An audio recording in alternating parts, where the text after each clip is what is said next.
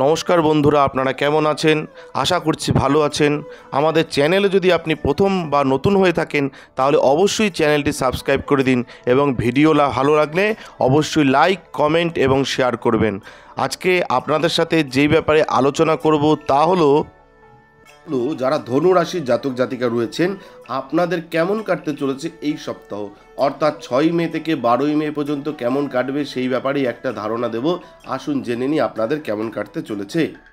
আপনি যদি এই সপ্তাহে একটি সুখী জীবনযাপন করতে চান তবে আপনাকে সম্ভবত আপনার একগুঁয়ে এবং অনড় মনোভাবকে দূরে সরিয়ে রাখতে হবে। মনে রাখবেন ধনু রাশির জাতক জাতিকারা, কারণ আপনার সময় নষ্ট করার পাশাপাশি এটি অন্যদের সাথে আপনার সুসম্পর্ক নষ্ট করতে পারে। তাই একগুঁয়ে মনোভাব এবং অনড় মনোভাবকে দূরে সরিয়ে রাখতে হবে, নাহলে কিন্তু সুসম্পর্ক নষ্ট হতে পারে।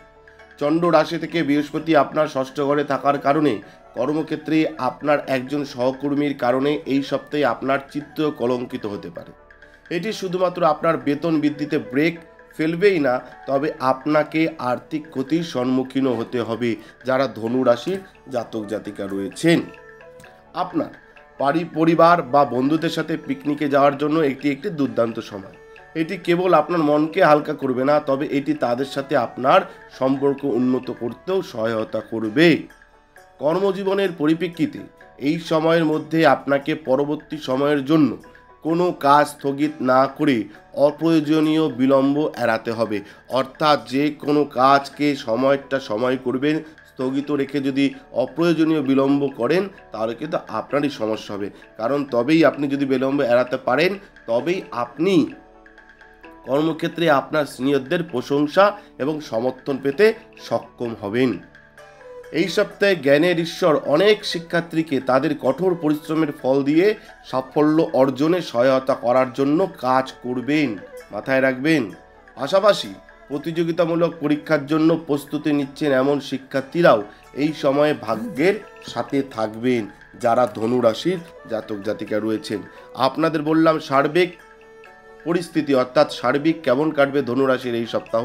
আপনাদের যদি ব্যক্তিগত কোনো সমস্যা থেকে থাকে আমাদের স্ক্রিনে দেওয়া নাম্বারে যোগাযোগ করবেন। আমরা চেষ্টা করব আপনার ব্যক্তিগত সমস্যা সমাধান করবার। প্রচুর মানুষ ফোন করছে, তাদের সমস্যা জানিয়ে সেই সমস্যার সমাধানও করে দেওয়া হচ্ছে এবং তারা উপকারও পাচ্ছেন। ধন্যবাদ, ভালো থাকবেন। জয় শিব শম্ভু, হর হর মহাদেব, ওম নমঃ শিবায়, জয় হর গৌরীর জয়, জয় জয় মা তারার জয়। আমাদের ভিডিও আপনাদের কেমন লাগছে? আশা করছি ভালো লাগছে। তাহলে অবশ্যই লাইক করুন, কমেন্ট করুন এবং শেয়ার করুন এবং চ্যানেলটি অবশ্যই সাবস্ক্রাইব করে দিন। ভালো থাকবেন, সুস্থ থাকবেন, ধন্যবাদ। এবং সকলে অবশ্যই কমেন্টে লিখবেন জয় শিব শম্ভু, হর হর মহাদেব, ওম নমঃ শিবায়।